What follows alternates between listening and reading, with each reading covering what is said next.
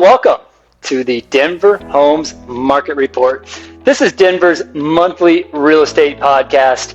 And, we're just kind of evolving with this podcast. I'm now doing my podcast with some visual as well as the audio instead of just the audio. So it's a little bit different for me. Also got a new toy here that kind of tracks me around. My husband was saying every time I kind of moved around on my last podcast, you couldn't really see where I was going. So tried to fix that with this little gadget here. My name is Ricky.schoonover. I'm with 8Z Real Estate. I'm the host of this show.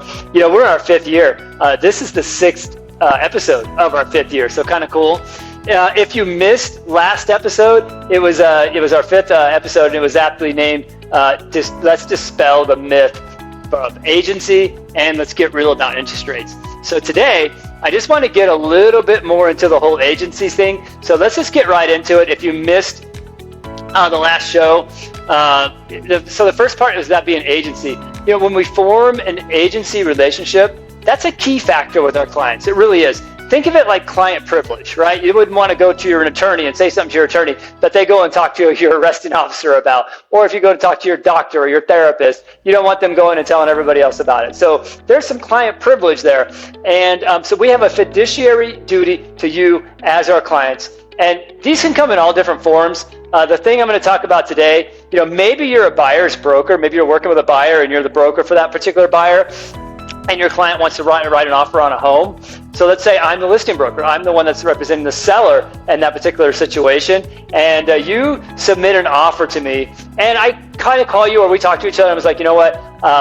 We just put it on last weekend. We have a lot of interest in the home, and I have a couple of brokers that are saying they're going to put an offer in. I haven't seen anything yet, but please go ahead and submit your offer. And so they do submit their offer, and then the buyer broker calls me and says, "Oh my gosh, Ricky, my clients, we've been out for months and months. We've been trying to look for the right home, the exact right home. We hope we win this contract. We've looked at over 40 houses, and we just haven't found the right one. This is really the one, and we really hope to, we hope to get the deal here." And so, what happens is, so my seller goes in and accepts the offer, and then 10 days later, we get into home inspection, and let's say something kind of major comes up. It's not posing a, present threat or a present danger or whatever, but it is something. I'm going to have to make something. Let me back up here just a little bit, because this is a real world situation. This is something that actually happened. And so I want to be careful that I am not getting too close to that particular transaction just because it was just about a month ago. So let's just say it was a crack in the foundation, right? Or a crack in the basement floor, not the foundation. Let's just say in the basement floor, which is pretty common. So there's a crack in the basement floor. It's not structural, but the buyers have someone look at it. Their inspector brings it up and says, "Hey, you should have somebody look at a structural engineer and maybe a concrete specialist or whatever." So they bring in a structural engineer. The structural engineer says, "This has nothing to do with the structure. This is purely, on the floor, which is poured infield from the foundation, separate from the foundation." So then they bring the concrete person in. The concrete person says, "Oh yeah, I got to jackhammer this whole place up, the entire basement, all the flooring. It's all got to come out of here. We're going to re-pour the floor. It's going to take $30,000. Whoa, right?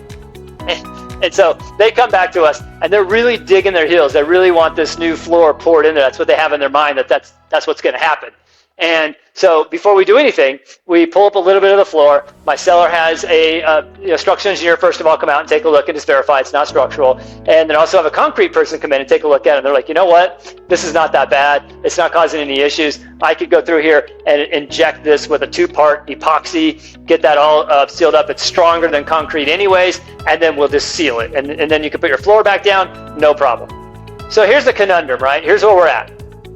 We've got buyers on one side who are dug in their heels. We're at our inspection resolution time frame. Like we had 10 days to get it done, and now we had to resolve this within 12 days, and we're at that 12th day, or maybe we were at the 11th day at that point, and we're trying to get this resolved. And we'd already known about this. They'd already sent in their inspection objection. We'd already sent back our resolution, which said we would epoxy and seal the floor. That wasn't good enough for the buyers.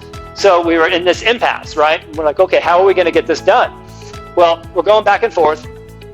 And so we go to the buyers and say, "Look, we really want to sell the home, right? So we're going to give you triple. I know it's $3,000 to epoxy this in and seal it. We're going to give you $9,000. So we'll give you $9,000, triple what it's going to cost to get this actually fixed." And they're like, no, we really want the floor re-poured. We want it all jackhammered out. So anyway, we get to our a resolution deadline, and we're at impasse. We just cannot get through this thing. The buyer's saying they're going to walk away, my seller's saying they're going to walk away, and that's where we were. So I went back to the buyer's broker at this point, and I was like, okay, I want you to go back to your buyers and explain to them, or point out to them rather, and have this conversation with them. But early on in this transaction, you had told me that you guys have been looking for months and months and months. This was the home, and this was the one they really, really wanted. And now here we are, after you've looked at 40 homes and spending all this time, money, energy, everything else, into everything that goes into trying to find a home. You found this home, and your clients wrote an offer on this particular home. And here we are. This is over $1 million home. So this is not like a $500,000 fixer-upper. This is a really nice home. Over $1 million, over $1.2 million. And so here's the situation. I explained to them. I said, your buyers are at $30,000. The repairs that are needed, that are actually necessary, are at $3,000. So we've got this $21,000 gap between, because my client's willing to give you $9,000. So they're willing to give you $9,000. So from that $9,000 to the $21,000, we're, or $30,000, sorry, we're only $21,000 apart. So you're going to let this $1 million plus home go for $21,000. You're going to walk away. So after looking at 40 other homes and spending those months and months that you told me way back in the early part of the transaction that you had spent all this time, energy, finding the home, you found the right home, we accepted your offer. Now I would like for you to go back to your buyers and sort of point out to them that they're walking away from all that time, all that energy, all that effort, when they found the home for them over $21,000 of an issue that can be remedied for $3,000. And we're willing to give you $9,000. And now they want $30,000, and they're walking away with that from this home for $21,000. So I went back, hung up the phone, and let me step back here just a little bit. This never happens in real estate, like from 9 a.m. or 10 a.m. in the morning when you've got to the office and you've just had your couple of sips of coffee and you're ready to work. Or at 4 o'clock or 5 o'clock in the afternoon. That's not how this happens. In real estate, it's always, if you're not on vacation, like you're out in the middle on a cruise somewhere, or you're down in the Bahamas or whatever it is, if you're not on vacation somewhere, then these issues are going to pop up. It's going to be either before 9 o'clock in the morning, so 7 o'clock before you've had anything going on, or it's going to be like in the wee hours of the evening, 7 o'clock, as in this case was about 7 o'clock. So that's kind of how real estate works. These issues never arise 9 to 5. So just know that. It's kind of funny. But anyway, I digress. So I go back and I let them know, look, you've been looking for a long time. You told me you looked at over 40 homes, blah, blah, blah, all those things I just said. And we hang up the phone. I go back to eat my fried rice. I was in the middle of dinner. I had to walk out of the restaurant to go get on the phone and kind of get this stuff going, try to save this deal. I go back and I get a text 10 minutes later. My clients are signing in 10 minutes. My clients are signing the resolution in 10 minutes. So it just took me to sort of go back and think about the transaction. And it also reminds me, as a realtor, whether I'm working for a seller or I'm working for a buyer, I am always negotiating. I am negotiating from the time I submit that offer, or maybe even before that first phone call, all the way up to the closing table and beyond. So whether I'm working for a seller or I'm working for a buyer, I'm always negotiating. All right, so that was part of my deal there, and it kind of worked out in our favor. So that's sort of how that goes. So agency, fiduciary duty, being very careful throughout the transaction, not say something with one motive in mind, and not thinking about the flip side of that, how that can come back and bite me. And that's just one aspect of agency that I wanted to go over with you today.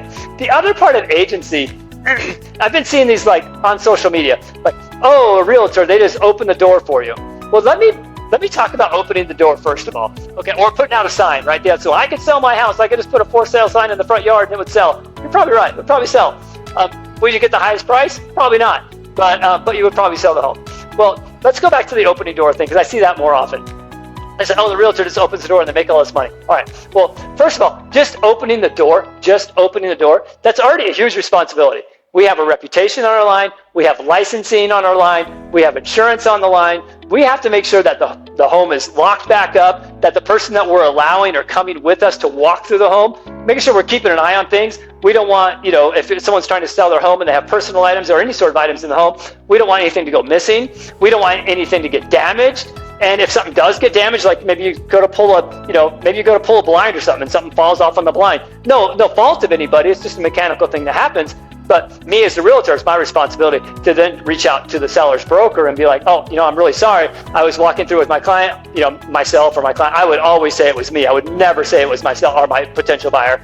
I went to pull the blind, and when I did, this mechanism kind of fell off, or the blind fell down, or whatever it was that happened. So those things happen. It's happened to me before. Or, sliding glass door wouldn't slide, and, maybe something broke or whatever. It's just one of those things. So just opening the door is also a huge responsibility. Just making sure that home is taken care of. We're there as their guest, looking through the home. Of course, they're trying to sell it, but we also have a responsibility to make sure that home is in the same condition or better when we walk out that door from a showing. So just opening the door is one thing. However, our jobs go well beyond just that, or sticking a sign, like I said earlier, putting a sign out front. I won't go into everything here that goes into agency or our responsibilities as realtors, but just trying to keep the contract going, keeping it compliant, keeping us within contract, that we're not going outside of our contractual lines there. And the more important thing is, I'm going to use a football analogy here. Football season just kicked off, so let's talk about football a little bit. Real estate is an interesting dynamic. Sometimes the sellers have the advantage. So sometimes we're on the 35-yard line of the sellers having the advantage. Sometimes we're on the 35-yard lines of the buyer having the advantage. Very rarely are we working on the field from goalpost to goalpost. This is not where real estate, and what I mean by that is that sellers hold all the cards over here, right? The sellers have 100% of the market. They can pretty much get away with everything they want. That's not really where the market is. And on the flip side of that would be where the buyers are over here at this other goalpost, and that buyers have all the cards in their favor. That's really not where the market really lives. We really are somewhere between the 35-yard lines over here on the offense and the 35-yard lines over here on defense. So that leaves us at about 30 yards, right? That gray area of where the market is. So when you're hiring a realtor, you're really hiring us for our experience of someone that's on the field. We know if we're, depending on if we're working with a buyer or we're working with a seller, and knowing where the market is at that moment is really so crucial. So we need to know exactly if we're working with our seller and we're playing offense. Let's say the sellers have had a little bit of an advantage. We're over here. But that's not where we've been for the past year. Let's go over here to the buyers. Last year, interest rates were a little high, right? So what that does is that kicks a lot of buyers out of the market, because a lot of buyers just can't qualify, or they're just like, I'm just going to wait for the rates to come down. So there's a lot of buyers that were not in the market. So right here in that market, buyers hold most of the cards. We are probably on the 40-yard line playing offense for sure. And what I mean by that is you put in your offer, right? The seller's been waiting for 38 days, 40 days, 50 days for an offer to come. Finally, an offer comes. That gets accepted. Then you go do your home inspection. Some repairs are needed. And this last summer, this last year, the last 8 or 9 months, for my buyers, we've been putting in requests like inspection objection. We object to the roof. We want a new roof. We object to the insulation. Get this, the 12 inches of insulation that they kind of recommend for houses. That's the current standards. I've never, in 20 some odd years, never got a seller to agree to go up to the attic or send somebody up to the attic with a bunch of insulation and blow it all in there and make it 12 inches. We got that done on a deal recently. We also had a new AC system put in recently on a deal. We had a new HVAC system put in recently on a deal. A new roof, as I just mentioned. Some structural repairs done. So things like that. Those are going to start kind of going away from the buyer's favor as the days on market get shorter and sellers start to realize that there's more buyers out there, and the buyers are going to come more plentiful and more quickly. They're not going to have to wait 38 days, 50 days, 60 days. If a buyer accepts a contract with a seller, and they get to that home inspection, and once they get to the home inspection, they start asking for all these repairs like insulation in an attic or a new roof. The seller is probably going to go start talking, the seller's broker is probably going to go start talking to the other people that were looking at the house. Maybe there's multiple offers. They can go talk to those backup offers. But they're going to go out and start talking to those folks that were showing the home and say, look, here's the deal. The buyer we have on the hook, they're asking for X, Y, and Z and ABC. We're willing to do ABC, but we're not going to do X, Y, Z. Can you talk to your buyers? Can they accept the deal at that situation? And those buyers that are asking for a lot of repairs are going to get cut loose, and the seller's going to go with another buyer because the buyers are more plentiful. Now, we're not quite there yet. We're still in this sort of transition area. Rates are just now coming down. I think now we're in the high fives So high 5% is pretty good. I think we're going to be here for just a little while. But as the rates come down, if they do, those days on market for the sellers are going to come down. And as those days on market come down, so are some of those goodies, some of those things that you can get as a buyer, you can get from the seller to get them to fix or repair. So those are kind of the things I want to talk about today about agency. All right. So before I close out today, and just knowing that dynamic is shifting, and as interest rates come down, more buyers into the market, the more competitive you get. As it gets more competitive, the sellers have less days on market, and that's kind of where we're at. You're hiring a realtor to know where on the field you're playing, whether you're working with a seller or you're working with a buyer. Are you playing offense? Or are you playing defense? Are you on the 35-yard line? Or are you on the 50-yard line? Where in that gray area are you in that 30 yards of play between the 35-yard lines of offense and the 35 yards of defense? Where are you playing on the field? That's what you hire me for. That's where I'm at. I'm out on the field, and if I'm working with you as a seller, I can tell you where we're at in the market. If I'm working with you as a buyer, I can tell you where we're at in the market, and then I can help you structure your offer accordingly to make you competitive, but also get you the best deal we can within that market. Or if I'm working with you as a seller, same sort of thing.